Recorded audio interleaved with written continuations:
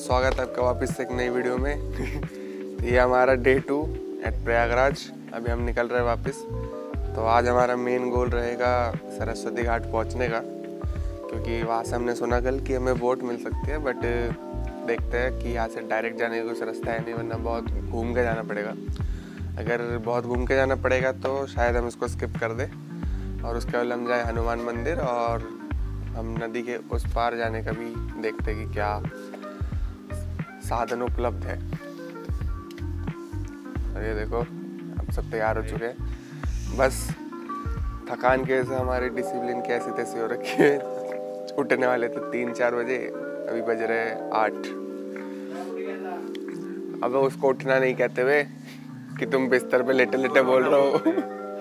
नहीं उठना क्या बोलते, उठाना बोलते उठ के। नितेश जाओ जल्दी, फैन उठ जाओ। ए बात तो पहले जाओ, पर मैं कहा तू जा, तो कह रहा ए भाई तू जा। खुद उठता नहीं, खुद के लिए नहीं, दूसरों की उठाने के लिए। हम एक दूसरे को वो नहीं करते, उठना नहीं कहते। हम जो कर रहे थे, हम एक दूसरे को कर रहे थे उठो बे, जाओ नहाओ नहाओ। लेकिन सोचो अच्छा हो कि नहाए नहीं बे। मान लो ये कल को उठ के नहा लेता, फिर हम उठते नहीं कि बे चलते 8 बजे, तो फिर नहीं यार, पहले तो मैंने ही नहाया 6 बजे गया था उठ के। 6 बजे? हाँ भाई पूछ, 6 बजे ही तो नहाया। चलो ठीक है भाई। उसके बाद हिमांशु गए। पर है भाई ये बात है भाई, सुबह सुबह ठंडे पानी में नहा के अकड़ थोड़ी खुल गई। अबे वो बॉडी जब पूरी अकड़ रखी थी ना, एक जैसे हॉट बाथ और कोल्ड बाथ होता है, तो कोल्ड बाथ लेने में ना थोड़ा बॉडी में सही लगता है। सही में में थोड़ा मजा relief तो है। आया भाई।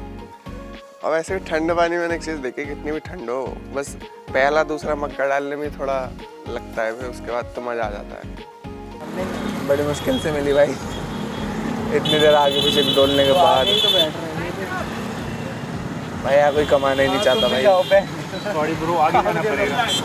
तो भाई अभी बड़ी मुश्किलों के बाद एक ही रिक्शा मिला है, बट बहुत जेन्युइन प्राइस पे मिला है। अभी बहुत देर से तो हमें मिला ही नहीं कुछ, कल दोपहर से ज़्यादा दिक्कत हो रही है आज। एंड अभी हमें डायरेक्ट मिल गया नैनी ब्रिज के लिए 50 रुपये सवारी, बट बेस्ट प्राइस है, क्योंकि हम यही प्राइस देखे हम चुंगी तक गए थे कल, तो ठीक है उसमें।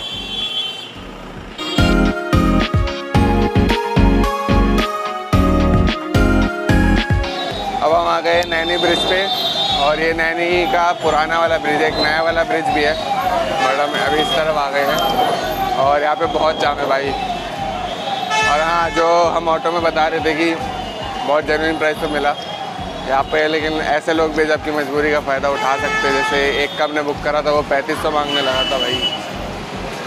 बट यहाँ देख के लग रहा है कि लोग यहाँ आना क्यों नहीं चाह रहे, बहुत लंबा जाम लगा हुआ है। तो हम उतर गए, पैदल ही आ गए, जो थोड़ा सा बचा हुआ था। हाँ अभी दिखाते हैं आपको।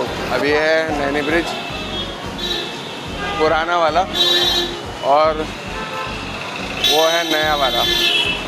ये आपको ट्रेन में दिखता होगा, ऊपर से ट्रेन जाती है, वो है नया वाला। और ये जो आपको बोट दिख रही है, जहाँ तक मुझे पता है ये बोट क्लब है, यहाँ से आप बोट बुक कर सकते हो, जो आपको अप्रॉक्स 500 की पड़ेगी पर पर्सन मिनिमम। हाँ मिनिमम। और थोड़ा दूर जाओगे वो नए ब्रिज के पास, तो वहाँ सरस्वती घाट है, वहाँ पे आप थोड़ा सस्ते में ट्राई कर सकते हो।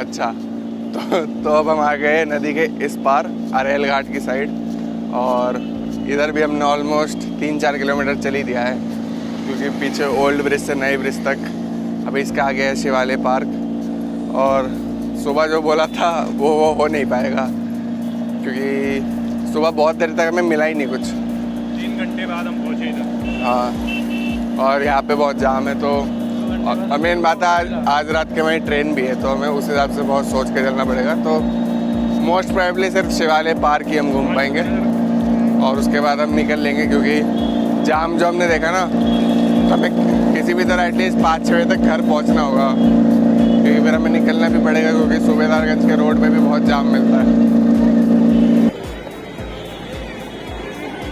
चलती है ना सारा रेगिस्तान में इतनी देर चलने के बाद भाई पूरी ऐसी फील आ रही है भाई, इतनी धूप नहीं। और एग्जॉस्ट होने के बाद भाई पार्क दिख गया। सही लग रहा है वैसे पार्क। ये देखो ये एक दिख रहा है, ये बोतल ही उड़ाता है, फुटबॉल खेलता होगा बचपन में। नहीं बचपन में नहीं, इसको कीड़ा था बचपन का जो अभी निकाल रहा है। हाँ। बोतल जहाँ दिख जा रही है ना पाँव मारना शुरू कर रहा है। मेसी है बोतल वालों का। ये देखो तू मानेगा नहीं ये ऐसे। देखो ये देखो ये देखो देखो ऐसे मानेगा नहीं तू। कैप्चर हो गया ना। Viewers भी तेरे को गाली देंगे। देखिए अबे इससे इसका कंटेंट बढ़ रहा है। हाँ साले। ओ भाई दीवार चढ़नी पड़ेगी यहाँ पर। अबे नहीं, वो देखना। अबे वो तो मेरे को पता दूर से दिखा था वो। चलो भाई घुसते हैं पार्क के अंदर, फिर दिखाते हैं। साला रुक।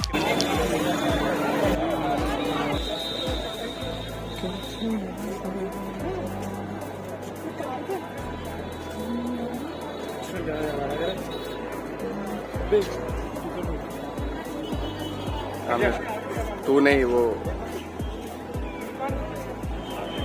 ये सब अब हम एंटर कर चुके हैं शिवालय पार्क के अंदर, और घुसते ही हमें ये देखा समुद्र मंथन का स्टैचू, और यहाँ पे है नंदी जी, और आगे और भी चीज़ें बनी हुई है वो धीरे धीरे दिखाते हैं।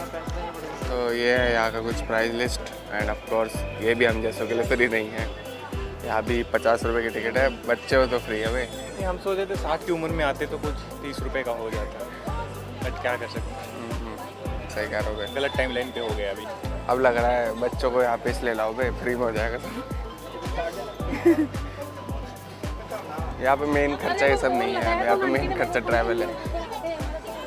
ये सब छोटी मोटी चीज़ें हैं। ना कोई सिक्योरिटी। यहाँ पे मेन पैसा उठ रहा है पूरा ट्रैवल में, क्योंकि कोई कुछ भी मांग रहा है। और अभी तो इधर टाइम है तो हम रुक के आ गए। अब मान लो अब जाना होगा जल्दबाजी में, दोगे तुम जो भी पैसा होगा दोगे। तो मुंह से जो अमाउंट निकल जाए आपको देना पड़ेगा। तब ज़्यादा नहीं रुक पाओगे। जब थोड़ा भी आपको ऐसा लगेगा ना कि हाँ ये पैसा हमारे पास है, दे दो। बाकी अभी मेरे को लगता है यहाँ पे रात को ज़्यादा भीड़ होती है, यहाँ पे दिन में इतना कुछ दिख नहीं रहा, और खुला एरिया भी है तो शायद इसलिए भी लोग नहीं आ रहे। चलो कुछ ऐसे टिकट मिलेगी भाई आपको। टिकट देखा अब हो गई है एंट्री शिवालय पार्क में। यहाँ पे बोटिंग हो रही है, और टिकट को ऐसे फाड़ देना। टिकट को ऐसे फाड़ देंगे, कुछ फ़ायदा नहीं। हिमांशु ने और फाड़ दिया। घुसते ही है नंदी महाराज।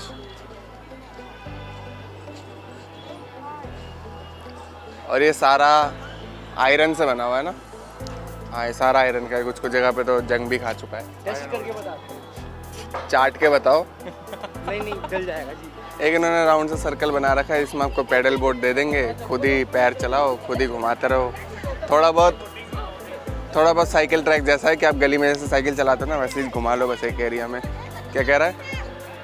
सस्ती बोटिंग इधर हो जाएंगी, अगर आप उधर अफोर्ड नहीं कर पाएंगे तो वो इधर कर सकते हैं। पर यहाँ करने का फ़ायदा क्या? मिल लेना है ना बोटिंग। इसमें एक सेफ्टी आप रुक नहीं सकते।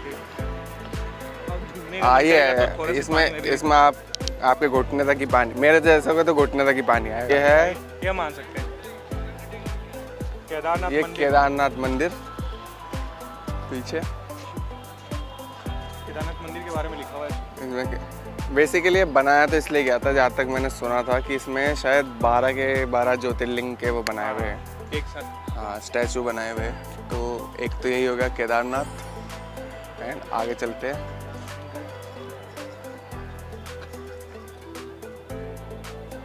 और ये है महाकालेश्वर टेम्पल, जो कि है उज्जैन मध्य प्रदेश में, और ये है उसका रेप्लिका।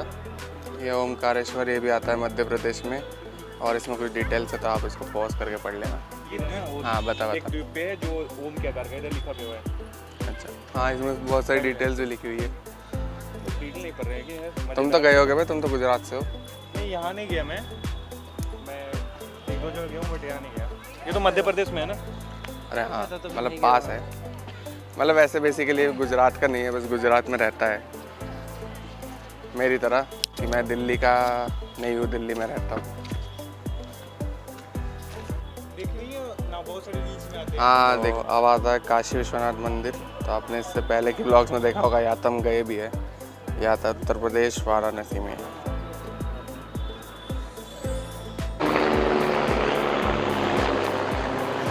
आता है बैद्यनाथ मंदिर, जो कि आता है झारखंड के देवगढ़ में।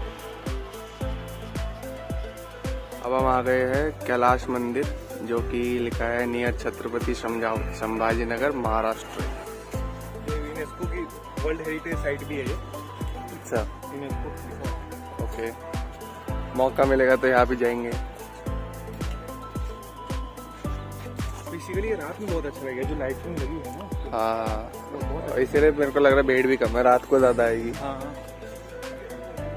दोपहर का टाइम। हम आ गए हैं श्री मल्लिका अर्जुन स्वामी टेम्पल, जो कि श्रीशैलम आंध्र प्रदेश में आता है। रामनाथ स्वामी मंदिर, जो कि पड़ता है रामेश्वरम, तमिलनाडु में। तो ऐसा कुछ व्यू है यहाँ का, ये पीछे पूरा, और यहाँ पे ब्रह्मा जी है।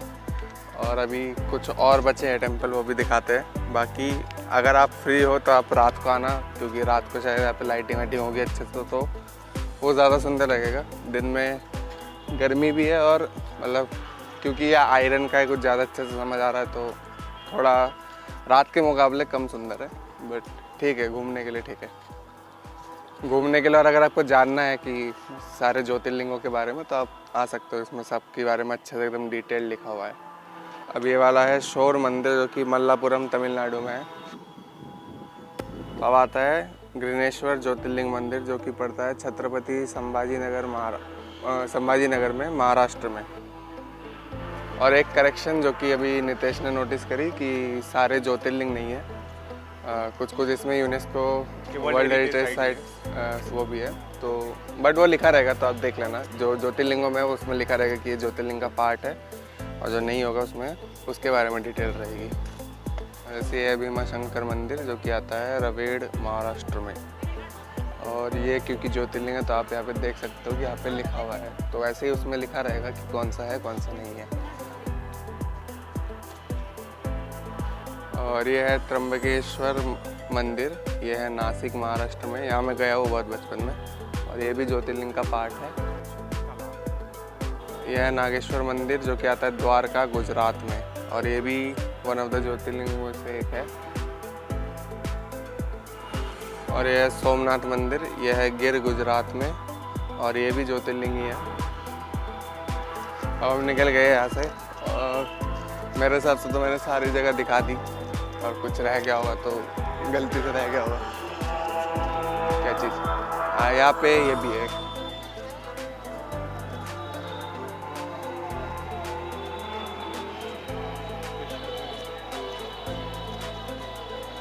बाकी यहाँ पे खाने पीने का भी थोड़ा बहुत जुगाड़ है, तो आप खा सकते हो।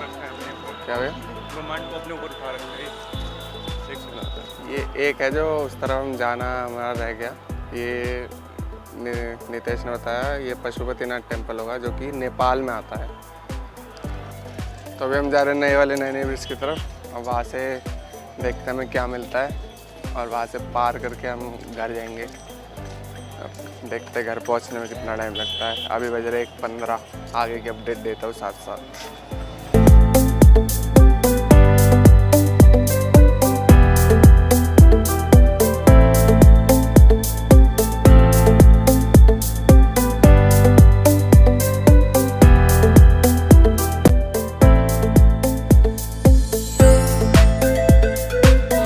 तो अभी हम बाइक लेके उस साइड से इस साइड आ गए हैं, सिर्फ हम दोनों। वो क्योंकि बाइक से आ रहे तो 3 जने नहीं बैठ सकते। वो आ रहा है, अभी उसका वेट कर रहे हैं। फिर इसके बाद अभी हम अंदर जाएंगे वापस, क्योंकि हिमांशु की टिकट करनी है। क्योंकि उस दिन जो तत्काल काटी थी उसने, वो हम दोनों की थी, क्योंकि हम दोनों का डिस्टेंस सेम है, मेरा और नितेश का, और इसको कानपुर जाना है।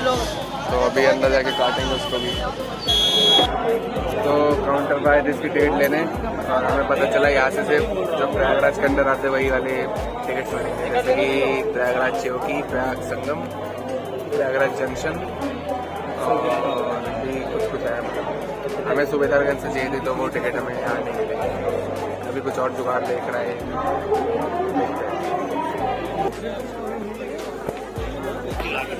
हम लोग जा रहे हैं अपने रूम की तरफ, और वहाँ पे रेस्ट करके हम निकलेंगे रात को ट्रेन के लिए। तो सीधा दिखाते हैं रात को। तो हेलो गाइज, अब हम निकल चुके अपने रूम से स्टेशन की तरफ, सूबेदारगंज से जो हमारी ट्रेन है। और आपसे आज सबसे ज़्यादा खतरनाक चीज़ क्या हुई, हमने बताया था कि कल हमने एसी का ट्राई करा, नहीं मिला, बट फिर स्लीपर में जिसमें हमें उम्मीद नहीं थी, मज़े में हम ट्राई कर रहे थे कि मिल जाए, उसमें टिकट हो गया। हमें लग रहा था वो अभी तक का सबसे ख़तरनाक है, बट उससे ज़्यादा ख़तरनाक क्या हुआ कि क्योंकि ये हमारी टिकट कर रहा था तो हमें मतलब ये अपनी नहीं कर पाया था। प्लान था कि वेटिंग लिस्ट ले लेगा और हमारे साथ ही एडजस्ट कर लेगा क्योंकि कानपुर तक ही जाना है, बट इसने रिस्क लिया। 234 वेटिंग लिस्ट थी, 2.5 घंटे पहले ही, मतलब चार्ट बनने से 2.5-3 घंटे पहले इसने टिकट बुक करी और शाम को मैसेज आता है कि टिकट कंफर्म हो गई है, सेम कोच है, सीट थोड़ी अलग है बट वो मैनेजेबल है। बट मेन बात है 234 वेटिंग लिस्ट, लोगों की 17 पे अटक जाती है भाई। मेरी एक पे भी अटकी है। 234 भाई। तो ऐसा हम मान के चल रहे हैं कि भगवान हमें भगा रहे हैं कि निकलो बे।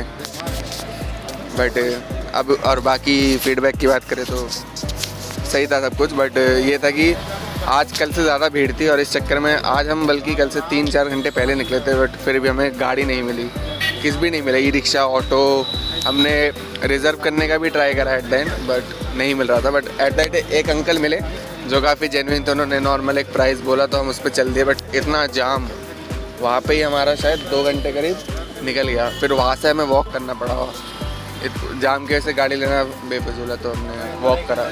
हाँ, उसमें भी 1 घंटा चला गया। तो जो भी था एक तरह से हमारा जितना प्लान था वो रह गया, तो एक ही जगह हम घूम पाए, बट ठीक है। हाँ, मज़ा आया और इसको भी एक पॉजिटिव वे में ले सकते हैं कि भगवान कह रहे हो कि ठीक है, मंदिर तो कहीं जा नहीं रहा बट तुम वापस आना शांति में। तो आएंगे भी, सोचा है कि एक बार कुंभ ख़त्म होने के बाद भी आएंगे। ये बेटा है लाइट मैन, ये लाइट दे रहा है। तो और बाकी वहाँ पे जो हम गए थे, क्या नाम था उसका, शिवालय पार्क, तो वो भी सही था, बट आपको हमारी शक्ल थोड़ी उतरी लग रही होगी तो ऐसा मत सोचना बोरिंग है। हम थके हुए हैं क्योंकि हम वहाँ पे अप्रॉक्स 4 से 5 किलोमीटर चल के पहुँचे थे, वो भी धूप में, तो वो थोड़ा हम थके हुए थे और कल की नींद भी पूरी नहीं हुई थी। बाकी वो जगह इंटरेस्टिंग है, आपको बहुत चीज़ें जानने को मिलेगी हमारे ज्योतिर्लिंगों के बारे में। हाँ, और यूनेस्को हेरिटेज साइट्स के बारे में आपको जानने को मिलेगा। और अगर आप फ्री हो तो बेस्ट है कि आप रात को जाओ क्योंकि वहाँ पे लाइटिंग वगैरह रहेगी, तो वो ज़्यादा बेस्ट रहेगा। हमारे पास टाइम नहीं था इसलिए हम गए हैं। एंड एक रियलिटी चेक दे देता हूँ कि आपको रील वगैरह में देख के हमारी तरह लग सकता है कि एक जगह से दूसरी जगह जाना बहुत ईजी है, कि हम एक दिन में 4 जगह घूम लेंगे, 5 जगह घूम लेंगे, बट नहीं कर पाओगे। ये चीज़ आप सिर्फ तब कर सकते हो जब आपके पास या तो बहुत ज़्यादा पैसा हो या आपकी बहुत तगड़ी जान पहचान हो, क्योंकि यहाँ पे 2 ही चीज़ चल रहा है, पैसा और जान पहचान। अगर आपके पास अपना पर्सनल व्हीकल है फिर भी आप 2 से 3 अगर आपके पास पर्सनल व्हीकल है तो भी आप 2 से 3 जगह कर पाओगे, और तो भी मैं कहता हूँ अगर आप ज़्यादा भीड़ वाला दिन है वो भी नहीं कर पाओगे क्योंकि जाम में फंसोगे आप। तो इसलिए है कि अगर आप आ रहे हो, आपको सब घूमना है तो ज़्यादा दिन का प्लान बनाना। और वैसे मैं इस चीज़ पर ज़्यादा रिकमेंडेशन नहीं दूंगा क्योंकि आज ऑलरेडी 19 तारीख है और जब तक वीडियो आएगी शायद ख़त्म ही हो जाएगा। तो बस ये मेरा ओपिनियन है कि ठीक है। बाकी सरकार की तरफ से सब कुछ ठीक था, उन्होंने व्यवस्था अच्छी करी है, बस क्राउड ज़्यादा है और ये होगा भी, इतना क्राउड मैनेज करना पॉसिबल नहीं होता। तो वो सब ठीक है। कुछ चीज़ें हैं जो पॉइंट आउट कर सकता हूँ, जो कि था वॉशरूम्स, बट वॉशरूम जितना सरकार का देना हक है उतना साफ़ रखना हमारा भी हक है। तो दोनों हाथ से ताली बज रही है, वैसा वाला सीन कि सरकार दे भी रही है, हम बिगाड़ भी रहे हैं, फिर हमें नहीं भी मिल रहा है, तो दोनों का अपना वो है। बाकी एक चीज़ मैं कहता हूँ कि अगर आपको कुछ खाना पीना हो या कुछ भी लेना हो तो ट्राई कर लेना, आप या तो पहले ही लेके चलो या फिर आपसे हो सके तो आप ये ट्राई करना कि आप संगम पॉइंट से जितना दूर रह के ले सको वो ज़्यादा बेस्ट है, क्योंकि आप संगम पॉइंट से जितना पास जाओगे चीज़ें उतनी महंगी होती जाएगी। कुछ लोग मिलेंगे जेन्युइन, क्योंकि सब सेम नहीं होते, तो हमें भी कुछ लोग मिले और अभी तक कानपुर से लेके यहाँ तक सब कुछ बहुत बढ़िया रहा। हमें एक अंकल भी मिले जो मैंने बताया था कि मतलब अचानक से मिल गए, फिर हमें उन्होंने बन मस्क का ऑफ़र करा, तो वो सब चीज़ें हैं। और अभी भी इतना कुछ अच्छा ही जा रहा है, तो बढ़िया रहा सब कुछ। हाँ, ये भी है। तो अभी बहुत देर वेट करने के बाद हम आ गए सूबेदारगंज, मतलब आप बहुत पहले गए थे, बैठे हुए थे। देखो सबकी आंखों में नींद दिख गई, अब जाके अनाउंसमेंट हुई है कि 1 नंबर प्लेटफॉर्म, तो इधर बना रखा है कि जिनकी कंफर्म टिकट है से वही लोग तो जाते दिखाते हैं।